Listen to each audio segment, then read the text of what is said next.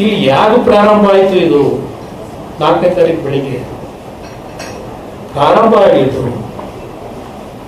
ಮುಖ್ಯಮಂತ್ರಿಗಳ ಜೊತೆಯಲ್ಲಿ 24 ಗಂಟೆ ಸೆಕ್ಯೂರಿಟಿ ಪೊಲೀಸ್ ಗನ್ಮ್ಯಾನ್ಗಳಿರ್ತಾರೆ. ಅದು ಬೇರೆ, ಅದು ಜೊತೆಗೊಬ್ಬರು 24 ಗಂಟೆ ಇರ್ತಾರೆ. ನೀವೆಲ್ಲ ನೋಡಿರ್ತೀರಿ. ಗೋಯ್ದಾ ಗೋಯ್ದಾ ಅಂತ ಹೇಳಿ ಒಬ್ರು ದಿನ ಗೋವಿಂದನ ಭಜನೆ ಮಾಡ್ಕೊಂಡು ಬರುತ್ತೆ. ಅವ್ರ ಕೆಲಸ ಏನು ಅನ್ನೋದು ಗೊತ್ತಿದೆ. ಪೊಲೀಸ್ ಕಮಿಷನರಿಗೆ ಆ ವ್ಯಕ್ತಿ ಫೋನ್ ಮಾಡಿ ವಿಧಾನಸೌಧ ಮುಂಭಾಗದಲ್ಲಿ ಇವತ್ತು ಕಾರ್ಯಕ್ರಮ ಮಾಡೋದಕ್ಕೆ ಪರ್ಮಿಷನ್ ಕೊಡಬೇಕು, ಪೊಲೀಸ್ ಇಲಾಖೆಯಿಂದ ಬಂದೋಬಸ್ತ್ ಮಾಡಬೇಕು ಅಂತ ಹೇಳಿ ಪೊಲೀಸ್ ಕಮಿಷನರ್ ಮೇಲೆ ಒತ್ತಡ ಹಾಕ್ತಾರೆ. ಬೆಳಗ್ಗೆ 7-7:30 ಗಂಟೆ ಪೊಲೀಸ್ ಕಮಿಷನರ್ ಹೇಳ್ತಾರೆ, ಸರಿ ಇಲ್ಲ, ಬೆಳಗ್ಗೆ 5 ಗಂಟೆ 5:30 ಗಂಟೆವರೆಗೆ ನಾವೆಲ್ಲ ಕೆಲಸ ಮಾಡಿ ನಿದ್ದೆ ಇಲ್ಲ, ಮುಖ ತೊಳ್ಕೊಂಡಿಲ್ಲ. ಇನ್ನು ಈಗ ನಾವು ಮುಖ ತೊಳಿತಾ ಇದ್ದೀವಿ.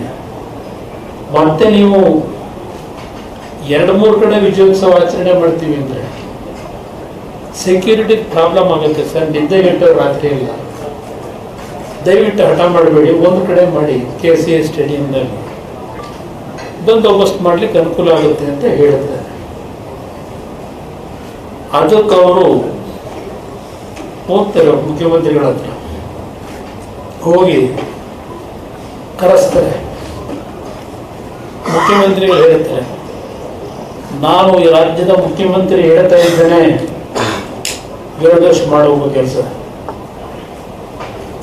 ಇದು. ಮುಖ್ಯಮಂತ್ರಿಗಳು ಪೊಲೀಸ್ ಕಮಿಷನರ್ಗೆ ಆದೇಶ ಮಾಡೋದು. ಅವ್ರು ವಿಧಿ ಇಲ್ಲದೆ ವಿಧಾನಸೌಧ ಮುಂಭಾಗದಲ್ಲಿ ಸಂಪೂರ್ಣ ಪೊಲೀಸ್ ಇಲಾಖೆಯವರನ್ನು ಸ್ವಲ್ಪ ಹೆಚ್ಚುವರಿಯಾಗಿ ಹಾಕಲಿಕ್ಕೆ ತೀರ್ಮಾನ ತಗೋತಾರೆ. ವಿಧಾನಸೌಧ ಮುಂಭಾಗದಲ್ಲಿ ಕಾರ್ಯಕ್ರಮ ಮಾಡತಕ್ಕಂಥದ್ದು ಮುಖ್ಯಮಂತ್ರಿಗಳು ಅಲ್ಲೇ ಆಗಬೇಕು. ನಾನು KCA ಸ್ಟೇಡಿಯಂಗೆ ಯಾವ ಕುಡುಕೋರ ಹೊಡೆತಂದಾಗಿರೋದು, ಅದಕ್ಕೆ ನಾನು ಅಲ್ಲೋಗ್ಬೇಕೇನೆ. ಇಲ್ಲಿ ಆ ಕೊಡ್ತದ ದುಡ್ಡಿಂದಲೇ ಇವತ್ತು ಸರ್ಕಾರ ನಡೀತಿರೋದು. ಇಲ್ಲಿ ಹೇಳ್ತಾರೆ ಇವರು ಕಮಿಷನರ್, ಯಾವ ಕೊಡ್ತದ ಅರೇಂಜ್ ಮಾಡಿರ ಕಾರ್ಯಕ್ರಮ KCA ಸ್ಟೇಡಿಯಂ ನಾನು ಹೋಗ್ಬೇಕಾ, ವಿಧಾನಸೌಧ ಮುಂಭಾಗದಲ್ಲಿ ಆಗಬೇಕು ಅಂತ ಈ ಮುಖ್ಯಮಂತ್ರಿ ಹೇಳ್ತಾರೆ.